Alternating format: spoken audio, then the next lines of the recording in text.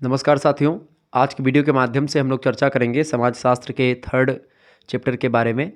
Sociology अगर आपने लिया है तो बड़ा ज़बरदस्त सब्जेक्ट होता है। सोशियोलॉजी मौजूद सब्जेक्ट होता है, आपको बहुत ही बारीकी के साथ बहुत ही सरलता से चीज़ें समझ में आ जाती हैं।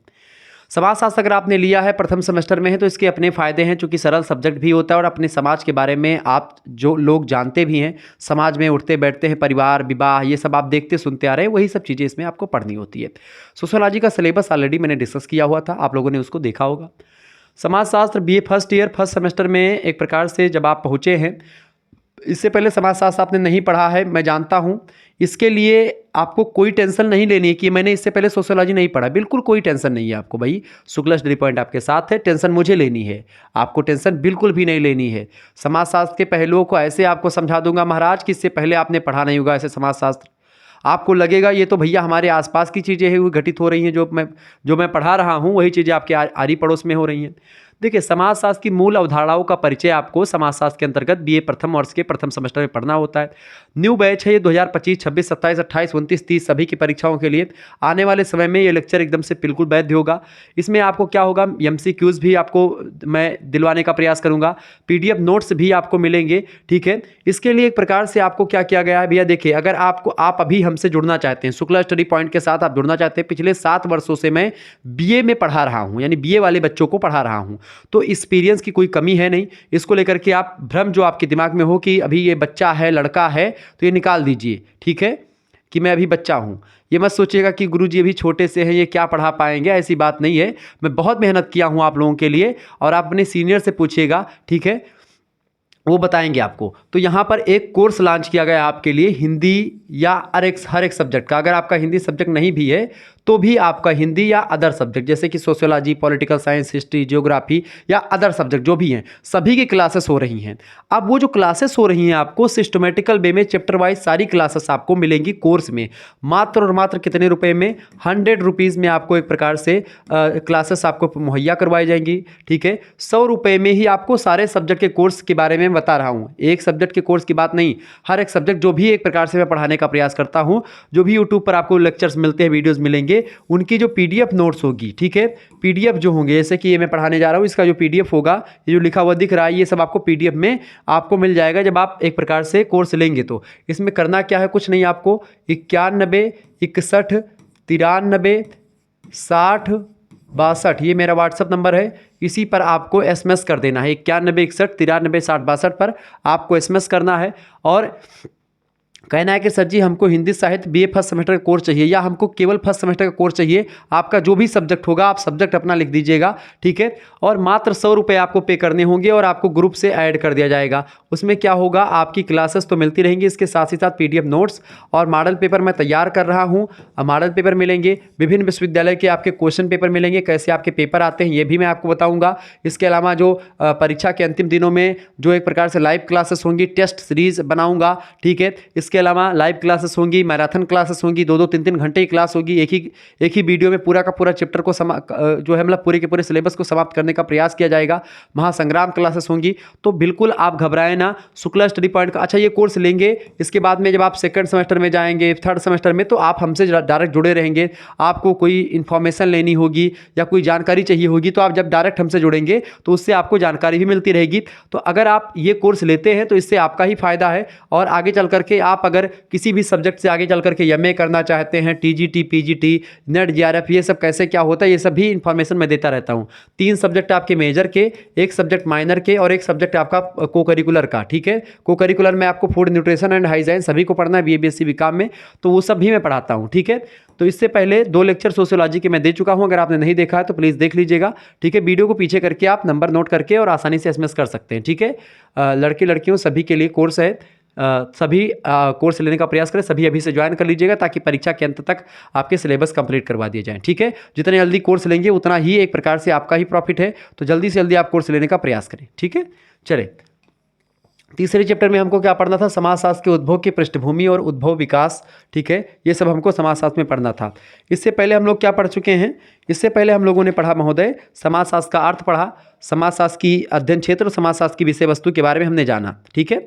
इसके बाद में समाजशास्त्र की प्रकृति समझा सेकंड चैप्टर में, और वैज्ञानिक और उन्मुखी मतलब मानविकी उन्मुख, मतलब कि समाजशास्त्र की जो नेचर है, समाजशास्त्र एक प्रकार से उसकी प्रकृति वैज्ञानिक है या उसकी प्रकृति मानविकी है, दोनों के बारे में दोनों तर्क दिया मैंने कि समाजशास्त्र वैज्ञानिक भी है और समाजशास्त्र कला भी है, यानी समाजशास्त्र वैज्ञानिक और कला दोनों भी है, यानी समाजशास्त्र आर्ट भी है और साइंस भी है। मैंने आपको सिद्ध कर दिया था, दोनों फैक्टर्स बताए थे। और वास्तव में क्या है समाजशास्त्र, इसको भी बताया था आपको कि ये अर्ध विज्ञान होता है, ठीक है।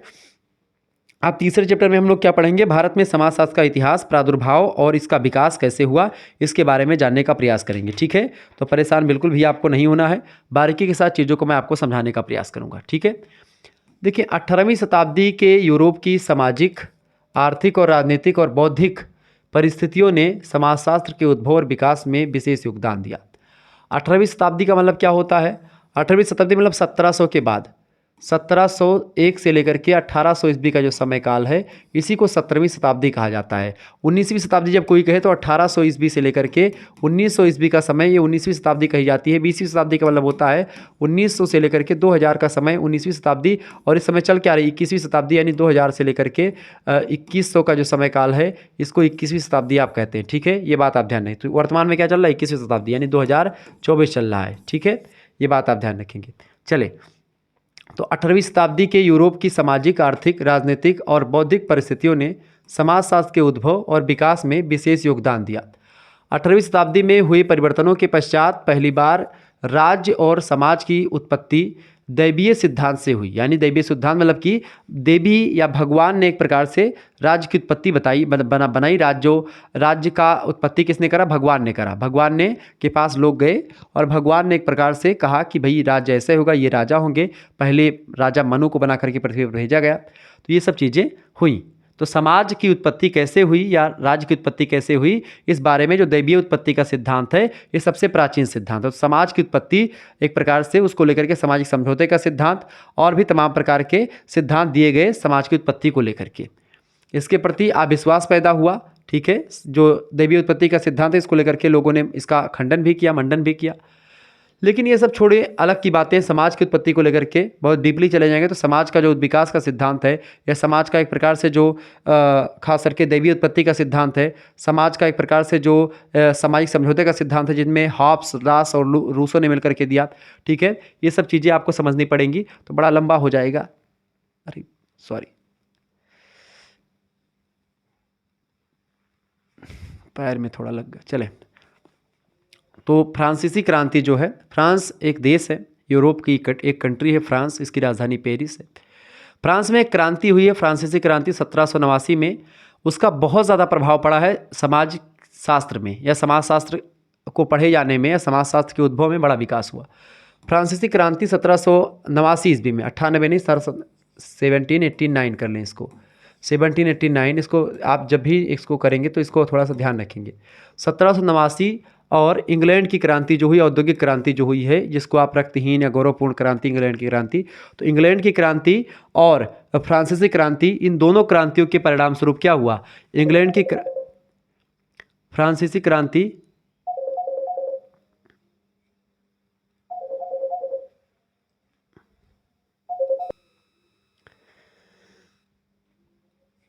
तो समाजशास्त्र की जो मतलब समाजशास्त्र की जो उत्पत्ति हुई है, इसकी जो पृष्ठभूमि है या इसकी एक प्रकार से जो इतिहास रहा है समाजशास्त्र का, वो फ्रांसीसी क्रांति या समाजशास्त्र को बनने में सबसे ज़्यादा इंपॉर्टेंट भूमिका निभाई फ्रांसीसी क्रांति जो 1789 में हुई, और उसके बाद में इंग्लैंड की क्रांति। तो फ्रांस और इंग्लैंड ये यूरोप के दो कंट्रीज़ हैं, यहाँ पर बहुत ज़्यादा विकास हुआ। इसके परिणाम स्वरूप समाज की दिशा और दशा दोनों परिवर्तित हो गई। इसके परिणाम स्वरूप संपूर्ण यूरोपीय समाज में व्यापक और अभूतपूर्व परिवर्तन हुए। इंग्लैंड के राजा के अधिकार कम हुए और संसद के अधिकार बढ़े।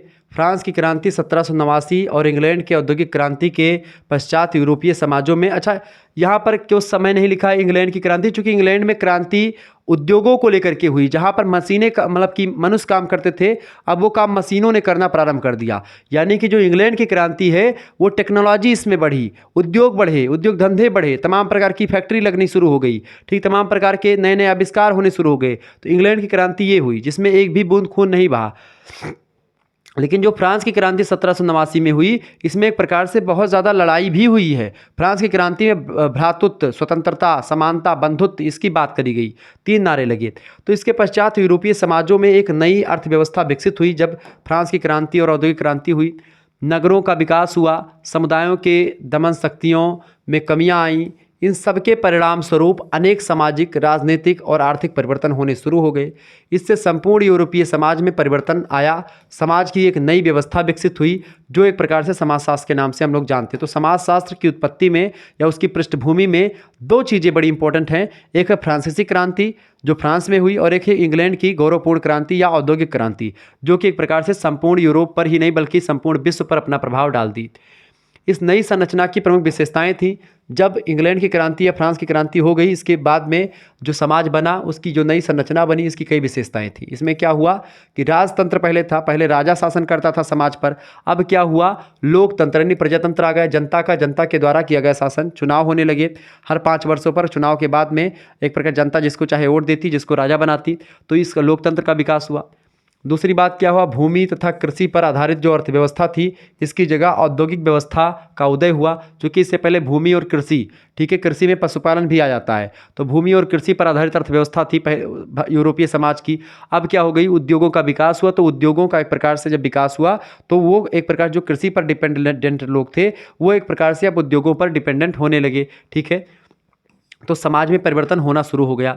गांवों से लोग रोजगार के लिए तलाश में नगरों की ओर जाने लगे, जिससे क्या हुआ, औद्योगिकरण के साथ साथ नगरीकरण का भी विकास हुआ। क्योंकि नगरीकरण जो होता है एक प्रकार से कब होता है, कहीं पर मान लेते हैं यहाँ पर मैंने एक उद्योग स्थापित किया, या मान लेते हैं एक अंबानी जी हैं, मतलब अंबानी जी ने यहाँ पर कोई उद्योग स्थापित किया। यहाँ पर कोई नहीं रहता था इसके इर्द गिर्द में, लेकिन यहाँ पर गाँव एक था, यहाँ पर दूसरा गाँव था, यहाँ पर तीसरा गाँव था, यहाँ पर चौथा गाँव था। अब यहाँ से एक प्रकार से इस गांव से यहाँ पर लोग आएंगे काम करने के लिए, फैक्ट्री में कुछ मजदूर काम करने के लिए जाएंगे, शहरों में यहाँ पर आएंगे। अब शहर कैसे बनेगा अभी देखें, यहाँ पर काम करने के लिए तमाम लोग आए। अब यहाँ से यहाँ तक बड़ी लंबी दूरी 200-200 300 किलोमीटर लोग एक प्रकार से लोग आ जा रहे हैं। तो इससे क्या होगा कि बड़ा दिक्कत होने लगा। तो यहाँ के जो लोग नौकरी करने लगे, यहीं पर घर बना करके बसने लगे, आसपास के एरिया में ज़मीन लेने लगे। तो इस तरीके से तमाम प्रकार के लोग और दूर दूर के लोग आते रहे, यहाँ पर बसते रहे। तो इस तरीके से एक पूरा का पूरा क्या बन गया, एक नगर यहाँ पर बन गया। कई सारे गाँव, कई सारे इलाकों के लोग आकर के उस एरिया में रहते हैं। इसीलिए नगरों की जो जनसंख्या होती है वो एक प्रकार से पर्टिकुलर नहीं होती, अलग अलग स्थान से लोग आकर के वहाँ पर बसते हैं। क्योंकि जहाँ पर उद्योग होते हैं वहाँ पर लोग नौकरी करने के लिए आते हैं, तो वहीं पर उनकी एक प्रकार से अपने बीवी बच्चों को लेकर के भी वहीं पर रहने लगते हैं। और इस तरीके से उनके जो बच्चे होते हैं वो वहीं के निवासी बन जाते हैं। और इस तरीके से लगातार ये प्रक्रिया चलती रहती है। तो उद्योगों के विकास के परिणाम स्वरूप नगरों का विकास भी होता है, नगरीकरण भी होता है। तो औद्योगिकरण का मतलब वो क्या होता है, उद्योगों का विकास, और नगरीकरण का मतलब क्या होता है, नगरों का विकास होना, ठीक है। तो औद्योगिकरण और नगरीकरण एक दूसरे के पूरक है, एक दूसरे के कॉम्प्लीमेंट है, एक दूसरे से रिलेटेड है। चौथी बात, परंपरागत सामुदायिकता मतलब सामुदायिक संबंधों और दबाव वाली सामूहिकता के स्थान पर व्यक्तिवादी विचारधारा का विकास हुआ। पहले समाज जैसा कहता था वैसा लोग करते थे। अब एक प्रकार से क्या हो, पर्टिकुलर व्यक्ति अपने अपने विचारों के हिसाब से जो अच्छा लगने लगता है वो करना शुरू कर देते हैं। और इस तरीके से एक प्रकार से जो समाज है वो एक प्रकार से अलग तरीके से एक प्रकार से उसके नियम कायदे बनने लगते हैं। तो फ्रांस की राज्य क्रांति सन 1789 के परिणाम स्वरूप सामाजिक संरचना में तीव्र परिवर्तन हुआ। इस क्रांति के परिणाम स्वरूप समाज में समानता आई, स्वतंत्रता आई और बंधुत्व के विचारों का उदय हुआ। इससे पहले समानता, स्वतंत्रता और बंधुत्व एक प्रकार से ये विचार एक प्रकार से उतने सफल तरीके से, संपूर्ण तरीके से नहीं आए थे। संपूर्ण फ्रांस में राजतंत्र के स्थान पर लोकतंत्र राज प्रणाली आरंभ हो जाती है। इससे पूरा का पूरा समाज बदल जाता है, सामाजिक संबंधों में परिवर्तन होने लगता है। सामाजिक संबंध जब बदलते हैं तो समाज में परिवर्तन होता है। अब एक प्रकार से क्या होता है, शिक्षा में परिवर्तन होना शुरू हो जाता है, ठीक है। राज क्रांति के परिणाम स्वरूप यूरोपीय समाज में जो परिवर्तन हुआ, उस परिवर्तन का प्रभाव उस समय के प्रसिद्ध विद्वान थे सेंट साइमन और अगस्त काम्टे। अगस्त काम्टे और सेंट साइमन नाम के 2 विद्वानों पर इसका खूब प्रभाव पड़ा। किसका, फ्रांसीसी क्रांति का। सेंट साइमन और अगस्त काम्टे ने नई सामाजिक व्यवस्था स्थापित करने के लिए एक नए यानी समाज विज्ञान यानी साइंस ऑफ सोसाइटी की स्थापना करी या कल्पना करी कि एक ऐसा विज्ञान हो, एक ऐसा विषय हो जो समाज का अध्ययन करे। इन दोनों के मन में आया, ठीक है। फिर धीरे धीरे करके जो होते हैं अगस्त काम्ट नाम के भी जो विद्वान हैं 1838 में आकर के, या 1838 से पहले इन्होंने एक प्रकार से समाजशास्त्र को सामाजिक भौतिकी के नाम से अभिहित किया। सामाजिक भौतिकी किसने कहा, समाजशास्त्र को अगस्त काम्ट ने कहा। फिर सोशियोफिजिक्स कहा, सामाजिक भौतिकी यानी सोशियो फिजिक्स का। बाद में 1838 का समय आता है। 1838 में अगस्त काम्ट नाम के विद्वान ने समाजशास्त्र को क्या कहा? सोशियोलॉजी नाम कहा। सोशियोलॉजी जब कह दिया, उसके बाद में सोशियोलॉजी शब्द सबसे सटीक होता है, क्योंकि सोशियस और लोगस दो शब्दों से मिलकर के बना है। अब एक प्रकार सोशियस माने होता है समाज और लोगस माने होता है अध्ययन या शास्त्र। ठीक है, तो समाज का अध्ययन करने वाला शास्त्र या विज्ञान ही क्या होता है? समाजशास्त्र होता है, ऐसा कहा गया। ठीक है, 1838 में नामकरण चूंकि अगस्त काम्टे ने किया, इसीलिए अगस्त काम्टे को समाजशास्त्र का जनक कहा जाता है। ठीक है, ये बात आप ध्यान रखेंगे। तो ये चीज़ें हो रही थी। लगभग इसी समय प्राकृतिक विज्ञानों का भी विकास हो रहा था। जो प्राकृतिक विज्ञान थे उनका विकास हो रहा था, और यह समझा जाने लगा कि जिस प्रकार वैज्ञानिक सिद्धांतों की सहायता से भौतिक जगत की व्याख्या की गई है, उसी प्रकार से सामाजिक विज्ञानों में भी वैज्ञानिक सिद्धांतों का प्रतिपादन करके हम सामाजिक जगत की व्यवस्था या व्याख्या कर सकते हैं अच्छे तरीके से। जिस तरीके से भौतिक विज्ञान में एक प्रकार से हम भौतिक शास्त्र के नियमों की व्याख्या कर सकते हैं और भौतिक चीज़ों को जान पाते हैं, वस्तुएं कैसे बनती इसके बारे में जान पाते हैं, और सामाजिक नियम कायदे रीति रिवाज कैसे बनते हैं, सामाजिक व्यवस्थाएं कैसी होती है, समाज में परिवर्तन कैसे होता है, सामाजिक चेंजमेंट या समाज के जो संबंध होते हैं वो क्या होते हैं, इन सभी को हम कब समझ पाएंगे? जब एक प्रकार से क्या होगा, एक प्रकार से सामाजिक विज्ञानों में भी वैज्ञानिक सिद्धांतों का प्रतिपादन करके सामाजिक जगत की व्याख्या की जा सकती है, ये लोगों ने बताया। जिस प्रकार से अध्ययन विधियों जैसे कि निरीक्षण विधि के द्वारा, निरीक्षण माने होता है कहीं पर जाकर के देखो, आराम से निरीक्षण करो उसका। ठीक है, इसके अलावा परीक्षण करके, प्रैक्टिकल वगैरह प्रयोग करके, वर्गीकरण करके, इन सभी का प्रयोग करके प्राकृतिक विज्ञानों में किया जाता है, इन सभी का प्रयोग किया जाता है। उसी प्रकार से की अध्ययन विधियों का उपयोग सामाजिक विज्ञानों में भी किया जा सकता है। इन्हीं विचारों के आधार पर समाजशास्त्र विषय की कल्पना की गई और समाज को एक विज्ञान माना गया, और खास करके अगस्त काम्टे समाजशास्त्र को एक विज्ञान ही मानते हैं। मैंने आपको प्रकृति में जब समझाया था तो बताया भी था। ब्रिटिश समाजशास्त्री बाटोमोर, जो कि बड़े अच्छे समाजशास्त्री हैं, इनका कहना है कि 18वीं शताब्दी की बौद्धिक परिस्थितियां समाजशास्त्र के उदय में सहायक प्रमाणित हुई। इतिहास की दार्शनिक व्याख्या करने वाले जो विद्वान थे उनमें एडम फर्ग्यूसन का नाम प्रसिद्ध है। इनके चिंतन का प्रभाव हीगल और सेंट साइमन के विचारों पर पड़ा। हीगल के विचार की अगर बात की जाए तो हीगल का द्वंद्वात्मक सिद्धांत भी है। हीगल का प्रभाव कार्ल मार्क्स पर पड़ा। ठीक है, देखिए इनका प्रभाव से, उनका प्रभाव जो था एक प्रकार से फर्ग्यूसन का प्रभाव, एडम फर्ग्यूसन का प्रभाव हीगल पर पड़ा, मतलब हीगल का प्रभाव सेंट साइमन के विचारों पर पड़ा, हीगल के विचारों का प्रभाव कार्ल मार्क्स पर भी पड़ा, कार्ल मार्क्स पर, इसके अलावा सेंट साइमन के विचारों का प्रभाव अगस्त काम्ट पर पड़ा। इस तरीके से अगस्त काम्ट जो हैं ये समाजशास्त्र के जनक बने। तो इस तरीके से आप देखते धीरे धीरे लोग प्रभावित होने लगे और लगातार समाज का विकास होता गया। इसके बारे में विस्तार से मैंने और भी आपको समझाया भी है। अगस्त काम्ट की अगर बात की, अगस्त काम्ट और सेंट साइमन दोनों ने मिलकर के सन 1835 ईस्वी में सबसे पहले क्या किया, आपने इस नवीन विज्ञान का नाम सामाजिक भौतिकी रखा। तो 1835 में क्या किया, सबसे पहले समाज शास्त्र को या समाज के अध्ययन करने वाले विज्ञान को इन्होंने क्या कहा, सामाजिक भौतिकी कहा। अंग्रेजी में सोशियो फिजिक्स इसको कहा जाता है। सन 1838 का समय आता है, जो मैंने बताया शुरुआत में ही, इसका नाम बदल दिया गया अगस्त काम्ट के द्वारा। सोशियोलॉजी यानी समाजशास्त्र नाम का शब्द जो है ये दिया गया सोशियो फिजिक्स या सामाजिक भौतिकी के स्थान पर। सामाजिक भौतिकी विज्ञान में सामाजिक भौतिक विज्ञान में विद्वानों का यह विचार था कि सामाजिक जीवन का अध्ययन सामाजिक भौतिक शास्त्र से उसी प्रकार संभव है जिस प्रकार भौतिक विज्ञान के द्वारा भौतिक जगत का हम अध्ययन करते हैं। यानी जिस तरीक़ा से हम एक प्रकार से जो भौतिक शास्त्र है या जो फिजिक्स है इसके माध्यम से हम भौतिक चीज़ों के बारे में जान पाते हैं, उसी प्रकार से हम सामाजिक भौतिक शास्त्र के माध्यम से समाज के बारे में वैज्ञानिक अध्ययन कर पाएंगे। ठीक है, लेकिन एक प्रकार से ऐसा ना हुआ और समाजशास्त्र चूँकि एक विज्ञान और एक समाज, एक प्राकृतिक विज्ञान और एक मतलब प्राकृतिक विज्ञान और एक अर्ध विज्ञान, दोनों में डिफरेंस होता है। समाजशास्त्र एक अर्ध विज्ञान है, पूरा विज्ञान नहीं है। समाजशास्त्र की उत्पत्ति के बारे में समझ लेते हैं। देखें समाजशास्त्र की उत्पत्ति कैसे हुई। 1835 में अगस्त काम्टे ने अपने इस नवीन सामाजिक विज्ञान का नाम सामाजिक भौतिकी से बदल करके 1838 में समाजशास्त्र यानी सोशियोलॉजी रखा। इसी कारण अगस्त काम्टे को समाजशास्त्र का पिता यानी जनक कहा जाता है। तो समाजशास्त्र जो है, मतलब समाजशास्त्र के जनक कौन है, father of sociology Auguste Comte हैं। ये बात आप सभी लोग जानते हैं। फिर आती है 19वीं शताब्दी। 19वीं शताब्दी में समाजशास्त्र के विकास में अगस्त काम्ट ने बड़ा योगदान दिया। इसके बाद में कार्ल मार्क्स, जो कि वर्ग संघर्ष की विचारधारा देते हैं और समाज के बारे में बहुत ज़बरदस्त चीज़ें बताते हैं। समाज की वर्ग संघर्ष की विचारधारा बड़ी फेमस है कार्ल मार्क्स की। कार्ल मार्क्स और हर्बर्ट स्पेंसर, ये तीन नाम एक प्रकार से 19वीं शताब्दी के समाजशास्त्रियों के बड़े फेमस नाम है। समाज की दशा और दिशा बदल दी इन तीनों ने मिलकर के, अगस्त काम्टे, कार्ल मार्क्स और हर्बर्ट स्पेंसर। इसी समय अगस्त काम्ट ने वैज्ञानिक दर्शन का सिद्धांत तथा कार्ल मार्क्स ने वैज्ञानिक समाजवाद का सिद्धांत का प्रतिपादन किया। इसी समय सामाजिक विकास का सिद्धांत, उन्नति प्रगति के सिद्धांतों तथा सोपानों का पता लगाया। किसने? हर्बर्ट स्पेंसर ने। अगस्त काम्टे, कार्ल मार्क्स और हर्बर्ट स्पेंसर, ये 3 समाजशास्त्री ऐसे हैं जिन्होंने सामाजिक विकास पर प्रकाश डाला। इसी समय कार्ल मार्क्स के द्वारा इतिहास की भौतिकवादी व्याख्या, इतिहास का जो द्वंद्वात्मक भौतिकवाद का सिद्धांत है, ये भी प्रस्तुत किया गया। कुल मिलाकर के इन सभी विद्वानों ने अपने अपने हिसाब से समाज के बारे में एक ऐसी धारणा दी, एक ऐसे सिद्धांत का प्रतिपादन किया जो कि वैज्ञानिकता से बिल्कुल मिलते जुलते थे। इसीलिए अगस्त काम्ट ने वैज्ञानिक दर्शन का सिद्धांत दिया। कार्ल मार्क्स वैज्ञानिक समाजवाद की बात करते हैं।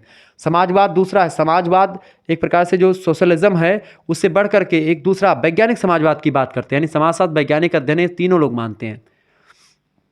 19वीं शताब्दी के अंतिम वर्षों में जर्मन समाजशास्त्री का नाम एक है, उनका नाम है टॉनीज महोदय। जॉर्ज सीमेल फ्रेंच समाजशास्त्री हैं, इमाइल दुर्खीम, इनका नाम बड़ा फेमस है, आत्महत्या का सिद्धांत दिया। ऐसे अनेक समाजशास्त्री आए जिन्होंने तमाम प्रकार के सिद्धांत प्रतिपादित किए, तमाम प्रकार के नियम कायदे बनाए। उन्हीं नियम कायदों के बदौलत समाजशास्त्र का विकास होता चला गया। टॉनीज नाम के विद्वान जो समाजशास्त्री हैं, जो कि एक प्रकार जर्मन के समाजशास्त्री हैं, इन्होंने समाज तथा समुदाय और समितियों का अध्ययन किया। टॉनीज ने समाज के बारे में बताया कि समाज किसे कहते हैं, समाज की अवधारणा, समाज की विशेषताओं के बारे में बताया। समुदाय यानी कम्युनिटी क्या होती है और समिति क्या होती है, जिसको आप इंस्टीट्यूशन बोलते हैं। समितियों को एक प्रकार से बोलते हैं। तो समिति, समुदाय, समाज क्या है, आगे चल करके आप समिति समुदाय के बारे में ही पढ़ेंगे, ठीक है, ये बात ध्यान रखेंगे। जॉर्ज सीमेल ने स्वरूपात्मक संप्रदाय की बात करी। समाज का एक प्रकार, समाज के 2 संप्रदाय हैं समाजशास्त्र का, स्वरूपात्मक संप्रदाय और एक संप्रदाय और है। तो जॉर्ज सीमेल ने स्वरूपात्मक संप्रदाय की बात करी, इसका विकास किया, जिसके अनुसार समाजशास्त्र एक विशेष सामाजिक विज्ञान होता है तथा इसकी अध्ययन विषय वस्तु सामाजिक अंतःक्रिया के स्वरूप होती है। तो इस तरीके से समाजशास्त्र को लेकर के अलग अलग विद्वानों ने अपने अपने हिसाब से सिद्धांत, अपने अपने हिसाब से धारणाएं प्रस्तुत करना शुरू कर दिया। धीरे धीरे समाजशास्त्र की विषय वस्तु बढ़ती चली गई और समाजशास्त्र का विकास आज वर्तमान वाला जो हो गया। समाजशास्त्र के विकास में जर्मन समाजशास्त्री मैक्स वेबर का नाम भी बड़ा इंपॉर्टेंट है। मैक्स वेबर के अनुसार समाजशास्त्र सामाजिक क्रियाओं तथा सामाजिक संबंधों का अध्ययन है। सामाजिक क्रिया ही समाजशास्त्र की वास्तविक विषय वस्तु है। मैक्स वेबर ने सामाजिक क्रिया का भी सिद्धांत दिया, ठीक है, ये बात ध्यान रखेंगे। फिर आता है 20वीं शताब्दी। 20वीं शताब्दी के आरंभ में अमेरिकी समाजशास्त्रियों का महत्वपूर्ण योगदान रहा, जिसमें थ्रस्टन, बेबलिन, मार्क्स बेबलिन, थ्रस्टन, फेडवार्ड, रॉस, ये सब समाजशास्त्री हुए। इसी समय इटली के प्रसिद्ध समाजशास्त्री पैरेटो, जिन्होंने अभिजात वर्ग की अवधारणा या अभिजात वर्ग के परिभ्रमण का सिद्धांत प्रतिपादित किया। तो ये सब सिद्धांत जो हैं एक प्रकार से आरंभ किए गए, किसके द्वारा भैया, ये सब सिद्धांत आरंभ किए गए किसके द्वारा, समाजशास्त्रियों के द्वारा। तमाम प्रकार के सिद्धांत आए, अलग अलग देशों के समाजशास्त्रियों ने अलग अलग सिद्धांत दिए। समाजशास्त्र की विषय वस्तु बढ़ने लगी धीरे धीरे और इस तरीके से समाजशास्त्र का प्रादुर्भाव हुआ, समाजशास्त्र का विकास हुआ। समाजशास्त्र के विकास में आप देखते हैं अमेरिका में, फ्रांस में, वैसे फ्रांस के ही समाजशास्त्री थे अगस्त काम्टे, उन्होंने ही सबसे पहले समाजशास्त्र को सामाजिक समाजशास्त्र या सोशियोलॉजी कहा, ठीक है। 1835 में सामाजिक भौतिकी कहा, फिर 3 साल के बाद में 1838 में उसको सोशियोलॉजी नाम दिया, ठीक है। तो ये चीज़ें आपको बहुत ज़्यादा डीपली इसको पढ़ने की जरूरत नहीं है, ये चीज़ें आपके समझ में आ गई होंगी। समाजशास्त्र विकास की कई अवस्थाएं हैं, बेसिकली 3 अवस्थाएं हैं। समाजशास्त्र के उद्भव और विकास को निम्न 4 अवस्थाओं में, 4 अवस्थाएं हैं, उनको समझ लेते हैं। पहली अवस्था है समाजशास्त्र के विकास की प्रथम अवस्था, ठीक है। दूसरी अवस्था है समाजशास्त्र के विकास की द्वितीय अवस्था और तीसरी अवस्था समाजशास्त्र के विकास की तृतीय अवस्था। ये सब अवस्थाएं जो 3 प्रथम, द्वितीय और तृतीय हैं, ये सब समाज की प्राचीन अवस्थाएं हैं, इसके बारे में प्रश्न नहीं आते हैं। समाजशास्त्र की जो चौथी अवस्था है, ये विकास की चौथी अवस्था, इसी में समाजशास्त्र का प्रादुर्भाव हुआ। इसी समय अगस्त काम्टे नाम के विद्वान, इन सभी लोगों ने मिलकर के समाजशास्त्र के बारे में चीज़ें बताई, ठीक है। समाजशास्त्र के विकास की इस चतुर्थ अवस्था का आरंभ अगस्त काम्टे ने 1798 में, चूँकि इनका जन्म हुआ था 1798 में, अगस्त काम्टे का जन्म हुआ था, फ्रांस के विद्वान थे। 1857 ईस्वी में इनका देहांत हो गया था। 1838 ईस्वी में इन्होंने एक प्रकार से सोशियोलॉजी शब्द का प्रादुर्भाव किया, सोशियोलॉजी शब्द दिया, ठीक है। फ्रांसीसी विद्वान अगस्त काम्टे के गुरु थे सेंट साइमन। सेंट साइमन भौतिक विज्ञान के समान एक ऐसा विज्ञान बनाना चाहते थे जो सामाजिक घटनाओं का व्यवस्थित यानी क्रमबद्ध तरीके से, व्यवस्थित यानी सिस्टमेटिकल वे में और क्रमबद्ध अध्ययन कर सके, विश्लेषण कर सके। और इसीलिए आप देखते हैं सेंट साइमन, अगस्त काम्टे, ये सब समाजशास्त्र को एक विज्ञान मानते हैं। विज्ञान क्या होता है? सुसंगठित, सुव्यवस्थित एवं क्रमबद्ध ज्ञान ही विज्ञान होता है। कोई भी शास्त्र या कोई भी विज्ञान या कोई भी एक प्रकार से विषय जब किसी चीज़ का अध्ययन सुव्यवस्थित तरीके से, सुसंगठित तरीके से और क्रमबद्ध तरीके से करता है, सिस्टमेटिकल वे में करता है, तो वह शास्त्र जो होता है वो विज्ञान कहलाता है, वह विषय विज्ञान कहलाता है। तो सेंट साइमन चाहते थे कि जिस तरीके से भौतिक विज्ञान के मतलब भौतिक विज्ञान होता है, भौतिक विज्ञान के नियम कायदे या भौतिक विज्ञान की जो अध्ययन पद्धतियाँ हैं, वैसी अध्ययन पद्धति का विकास समाजशास्त्र में किया जाए, लेकिन वो संभव ना हो सका। इसी विचारधारा को आगे बढ़ाया, उसको आधार बना करके किसने? अगस्त काम्टे ने।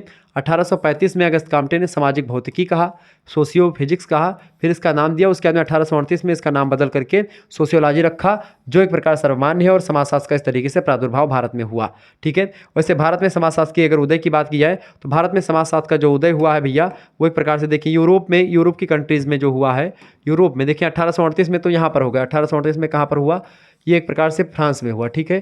फ्रांस में समाजशास्त्र नाम दिया गया, फिर उसके बाद में फ्रांस समाजशास्त्र के बारे में बात हुई।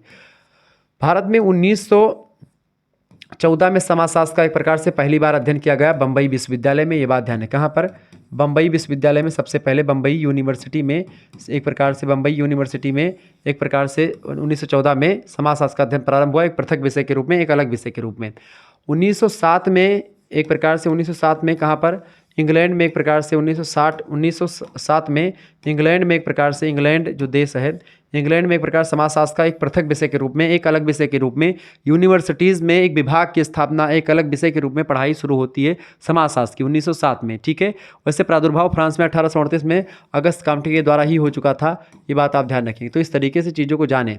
तो समाजशास्त्र का प्रादुर्भाव बेसिकली 1838 में हुआ, लेकिन इसका व्यवस्थित तरीके से एक अलग विषय के रूप में भारत में 1914 में, और भारत में सबसे पहले बम्बई विश्वविद्यालय में। अगर और आपसे पूछे कि यूपी में, तो यूपी में सबसे पहले लखनऊ विश्वविद्यालय में, LU यानी कि लखनऊ यूनिवर्सिटी में सबसे पहले समाजशास्त्र का एक प्रकार से प्रारंभ हुआ, एक अलग विषय के रूप में इसका अध्ययन समाजशास्त्र का। ठीक है। तो इस तरीके से समाजशास्त्र का उद्भव प्रादुर्भाव हुआ। इसको लेकर के जो मैंने चीज़ें बताई, ज़्यादा लंबा चैप्टर ये था नहीं। इसके बाद में हम लोग चौथे चैप्टर में पढ़ेंगे समाजशास्त्र और अन्य सामाजिक विज्ञानों के साथ समाजशास्त्र का क्या संबंध है, यानी समाजशास्त्र का संबंध खास करके जो राजनीति शास्त्र से क्या संबंध है, अर्थशास्त्र से क्या संबंध है, समाजशास्त्र का मनोविज्ञान से क्या संबंध है, और इतिहास से क्या संबंध है समाजशास्त्र का। इन सभी मानवशास्त्र और समाजशास्त्र के बीच में क्या डिफरेंस है, क्या अंतर है, इन सभी चीज़ों को जानने का प्रयास एक ही वीडियो में मैं सोचूंगा कि 1-2 घंटे की क्लास हो, उसमें संपूर्ण चैप्टर आपको समाप्त कर दूंगा। ठीक है। तो इस तरीके से आप लोग समझेंगे चीज़ों को। तो वीडियो को लाइक कर दीजिएगा, चैनल पर करना है तो सब्सक्राइब कर दीजिएगा। अगर एजुकेशन का आपने वीडियो नहीं देखा तो एजुकेशन का चैप्टर नंबर 2 हो चुका है, आपने नहीं देखा तो प्लीज़ देख लीजिएगा। ठीक है। सेकंड चैप्टर पढ़ा चुका हूँ कल, ये आप मतलब कि आप लोगों ने वीडियो देखा होगा। धन्यवाद। मिलते हैं फिर नेक्स्ट वीडियो में, तब तक के लिए जय हिंद जय भारत। आप सभी का बहुत बहुत धन्यवाद। हमारे से जुड़ने के लिए इसी प्रकार से अपना प्यार हमेशा बनाए रखेंगे। बहुत बहुत धन्यवाद महोदय, बहुत बहुत धन्यवाद।